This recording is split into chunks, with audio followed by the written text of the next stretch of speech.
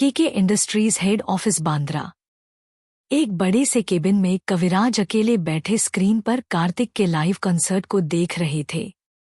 उसी वक्त उनका गेट पर नॉक हुआ। कविराज तुरंत अपनी नज़र स्क्रीन से हटाकर गेट की तरफ करते हुए बोले, कम इन। उनका असिस्टेंट यादव डरते हुए केबिन में आकर चुपचाप खड़ा हो गया। कविराज दीक्षित जी की पर्सनैलिटी ही ऐसी थी कि कोई भी उनकी तरफ देखकर बात नहीं कर पाता था। 6 फीट लंबे चौड़े, चेहरे पर तेज आवाज में बुलंदी, आंखों में चमक, पूरे शरीर से खानदानी रईस की झलक। उसूल और जिद तो उनका गहना था, जिसे वो हमेशा अपने अकड़ के साथ रखते थे। कवि जी उसे घूरते हुए बोले, क्या मैं यहाँ तुम्हारा चेहरा देखने के लिए बैठा हुआ हूँ? यादव तुरंत घबराते हुए बोला, सर वो पता चल गया कि किसने हमारे टेंडर का क्वोट हमारे राइवल कंपनी को दिया था। ये सुनते ही कविराज जी का चेहरा गुस्से से तिलमिला उठा। वो अपनी कड़कती आवाज में बोले, किसकी इतनी हिम्मत हुई जिसने कविराज को धोखा दिया? नाम बताओ उसका।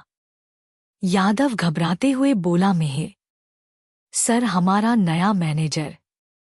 वो हमारे ऑफिस में आया ही था हमारी कंपनी को बर्बाद करने के मकसद से। कविराज की जोर से हंसते हुए बोले, बर्बाद करने? अभी इतनी हिम्मत किसी में नहीं हुई है जो कविराज को रत्ती भर चोट पहुंचा सके। कवि जी मुस्कुराते हुए बोले, क्या उसने हमारा कॉन्ट्रैक्ट नहीं पढ़ा था? नहीं पता सर, लेकिन सिग्नेचर तो उसी के है। बेवकूफ इंसान, यदि पढ़ा होता तो सपने में भी उसके बारे में नहीं सोचता जो उसने किया है। यादव सहमति से सिर हाईलाइट हुए कहा, हाँ सर, मुझे भी ऐसा ही लगता है। उसमें सब साफ साफ लिखा है। तो फिर किस बात का इंतजार है? हमारे लीगल एडवाइजर को उसका कॉन्ट्रैक्ट दो। जरा उसे भी पता चले कि कविराज को डबल कोर्स करने का नतीजा क्या होता है। ये सबक होगा उन सभी लोगों के लिए जिनके मन में कोई भी इच्छा हो कि वो कविराज दीक्षित का कुछ बिगाड़ सकते हैं। Okay sir. कविराज फिर से स्क्रीन की तरफ देखने लगे, लेकिन अपने केबिन में यादव को अब भी खड़ा देख वो गुस्से से बोले, अब यहाँ क्यों खड़े हो? वो धीरे से बोला, कल पार्टी के लोग आपसे मिलने घर आना चाहते हैं। कविराज जी की भौहें सिकुड़ गई। क्यों? कोई खास काम? हाँ, पार्टी के अध्यक्ष को लेकर वो आपसे कुछ बातें करना चाहते हैं। स्क्रीन की तरफ देखते हुए कविराज जी बोले, ठीक है, 8 बजे का टाइम दे दो। तब भी केबिन का लैंडलाइन बज उठा। यादव तेजी से आगे बढ़कर फोन उठाकर बात करने लगा। कॉल गेट सिक्योरिटी से था। यादव कॉल रखते हुए बोला, वो मिस्टर देशमुख आपसे मिलने आए हैं। कविराज अपनी घड़ी देखते हुए हैरानी से बोले, अभी? इस वक्त? जाओ जल्दी से उन्हें लेकर मेरे पास आओ। यादव तुरंत केबिन से निकलकर चला गया। कुछ देर के बाद देशमुख जी केबिन में आते हुए बोले, कैसे हो कवि? देशमुख जी को देखते ही कविराज अपनी कुर्सी से उठकर उनका पैर छूकर बोले, इतनी रात गए आप यहाँ? देशमुख जी मुस्कुराते हुए बोले, मैं घर ही जा रहा था तो सोचा तुमसे मिलता चला जाऊं और तुम्हें खुद से ही इनवाइट भी कर दूं। कवि जी देशमुख जी का हाथ पकड़कर उन्हें कुर्सी पर बैठाते हुए बोले, आप कॉल कर देते, मैं खुद आ जाता आपसे मिलने। देशमुख जी प्यार से कविराज को देखते हुए बोले, अखिल के जाने के बाद तुमने कभी उसकी कमी नहीं खलने दी। कविराज तुरंत बात बदलते हुए बोले, आपने तो बताया ही नहीं। आप इतनी रात को यहाँ किस लिए आए हैं? वो सोनाली वापस आ रही है तो उसके आने के खुशी में परसों घर पर पार्टी रखा है, इसलिए चाहता हूँ हेमा, कार्तिक और केशव के साथ तुम आओ। कविराज देशमुख जी के हाथ पर हाथ रखते हुए बोले, इसमें भी क्या पूछने वाली बात है? मैं जरूर आऊंगा। सोनाली मेरे दोस्त की आखिरी निशानी है, कैसे उसकी खुशी में शामिल नहीं होऊंगा? तब भी यादव कॉफी लिए केबिन में आया। दूसरी तरफ डिनर करने के बाद कार्तिक अपने फ्लैट पर जाना चाहता था, लेकिन हेमा जी उसे कुछ देर और रुकने के लिए मना ली। वो कार्तिक को लेकर वो अपने कमरे में आई, लेकिन तब भी उन्हें कुछ याद आया। वो कार्तिक के कंधे पर हाथ रखते हुए बोली, उफ, मैं तो भूल ही गई कि मैं तुम्हारे लिए खीर बनाई थी। एक काम करो, तुम तब तक बैठो, मैं खीर लेकर आती हूँ। ये कहकर वो किचन की तरफ बढ़ गई। कमरे में खड़े कार्तिक की नज़र बिस्तर के पीछे दीवार पर पड़ी, जहां कविराज जी के साथ उसकी बड़ी सी फोटो लगी हुई थी। वो फोटो उसके 17वें बर्थडे का था, जब वो बनारस आया हुआ था। बनारस, ये नाम जहन में आते ही कुछ धुंधली सी तस्वीर उसके आंखों के सामने घूमने लगा। हेमा जी खीर लेकर जैसे ही कमरे में आई, उनकी नज़र कार्तिक पर पड़ी, जो एकटक उस फोटो को देखते हुए कहीं खोया हुआ था। वो खीर का कटोरा टेबल पर रखकर उसकी तरफ बढ़ गई। वो उसके बगल में खड़ी होकर उस तस्वीर की तरफ देखते हुए बोली, एक बार, बस एक बार अपने डैड से बात कर लो। वो कुछ बोलते नहीं, लेकिन मैं जानती हूँ वो अंदर ही अंदर घुट रहे हैं। कार्तिक तुरंत अपना चेहरा दूसरी तरफ फेर लिया और आगे बढ़कर साइड टेबल से मेडिसिन निकालकर हेमा जी के हाथ में थमाते हुए बोला, कितनी बार बोला हूँ, दवाई टाइम से खाया कीजिए, वरना आपका बीपी बढ़ जाएगा। लेकिन आपको सुनना कहाँ है। हेमा जी कार्तिक का हाथ पकड़ते हुए बोली, कार्तिक प्लीज। कार्तिक हेमा जी से अपना हाथ छुड़ाते हुए बोला, ओ मैं तो भूल ही गया, आपको पानी चाहिए होगा ना। वो तुरंत पलटकर टेबल की तरफ देखा, लेकिन वहां बॉटल खाली पड़ा था। वो गुस्से से चिल्लाते हुए बोला, रूबी, कमल, सब कहाँ है। कार्तिक की आवाज सुनते ही रूबी और कमल दौड़ते हुए कमरे में आकर चुपचाप खड़े हो गए। कार्तिक गुस्से से दोनों को घूरते हुए बोला, तुम लोगों को यहाँ गप्पे करने के पैसे मिलते हैं या काम करने के। रूबी कुछ बोलने के लिए जैसे ही मुंह खोलने लगी कि कार्तिक गुस्से से बोला, मुझे कोई बहाना नहीं सुनना। वो गुस्से से उसे घूरते हुए बोला, इस कमरे में पानी क्यों नहीं है। कमल घबराते हुए बोला, भैया अभी लाकर रख देते हैं। हाँ तो खड़े क्यों हो जाओ और तुरंत पानी लेकर माँ को दो। और एक बात, मुझे माँ के मामले में कोई लापरवाही नहीं चाहिए, समझ गई ना। रूबी और कमल दोनों आना सिर हिलाते हुए बोले, जी भैया। दोनों कमरे से बाहर आते ही अपनी सांस छोड़ते हुए गहरी सांस ली। रूबी अपना फेस पोंछते हुए बोली, पता नहीं भैया को अचानक से क्या हो जाता है, अभी कुछ देर पहले तो बिल्कुल ठीक थे। कमल रूबी का हाथ खींचते हुए बोला, रूबी चल जल्दी, यदि भैया ने सुन लिया न तो कच्चा ही हमें चबा जाएंगे। जल्दी से पानी लेकर जाओ कमरे में। हेमा जी चुपचाप कार्तिक को देख रही थी। वो अच्छे से जानती थी कार्तिक के गुस्से की वजह क्या है, इसलिए वो आगे कुछ नहीं बोली।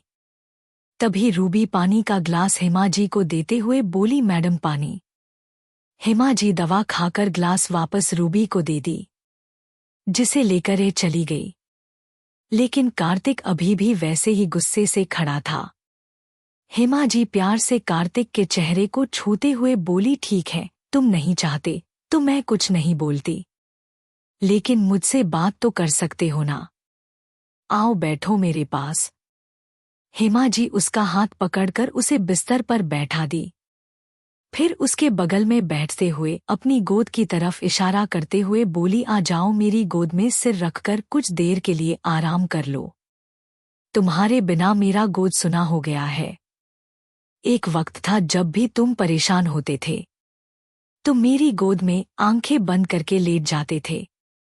कार्तिक कुछ नहीं बोला, खामोशी से हेमा जी के गोद में सिर रखकर लेट गया। हेमा जी प्यार से कार्तिक के सिर को सहलाने लगी। कार्तिक को उनकी गोद में बहुत सुकून मिल रहा था। ऐसा लग रहा था जाने कितने दिनों का वो थका हुआ है।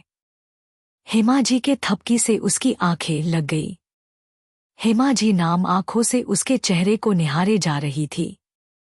जिस बेटे के ओंठों से मुस्कुराहट कभी जाती नहीं थी, आज उसी मुस्कुराहट को देखने के लिए उनकी आंखें तरस गई थी।